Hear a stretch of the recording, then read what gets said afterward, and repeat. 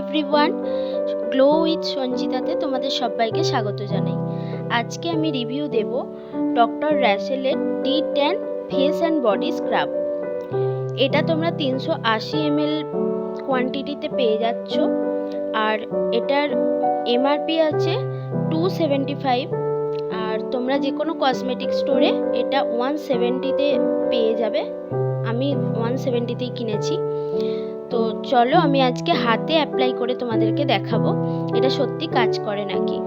আমি সপ্তাহে 2বার ইউজ করেছি, আর আজকে তোমাদের সামনে আমি লাইভ রেজাল্ট দেব। এটা সাধারণত একদম পার্টিকেল হালকা ছোট ছোট রয়েছে, স্ক্রাবার যেহেতু, কিন্তু কোনো রকম তোমাদের রাব করলে বা ঘষলে ইচিং প্রবলেম হবে না। তো দেখো আমি হাতটা ওয়াশ করে চলে এসেছি, একটা হাতেই অ্যাপ্লাই করে তোমাদেরকে দেখাবো। আর এটা অনেকটা বেশ কোয়ান্টিটিতে থাকে, ক্রিমি স্ট্রাকচারটা আছে। আর দেখো আমি হাতে করে নিয়ে তোমাদেরকে অ্যাপ্লাই করে দেখাচ্ছি। আমি সপ্তাহে 2বার ইউজ করেছি, তো আমার মোটামুটি হালকা সানট্যান রিমুভ হয়েছে। খুব যে হয়েছে তা কিন্তু না, তোমরা হালকা বুঝতে পারবে যে আগের থেকে একটু কালচে ভাবটা গেছে।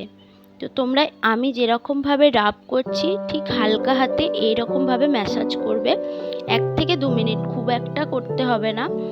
আর 15 মিনিট রেখে দেবে।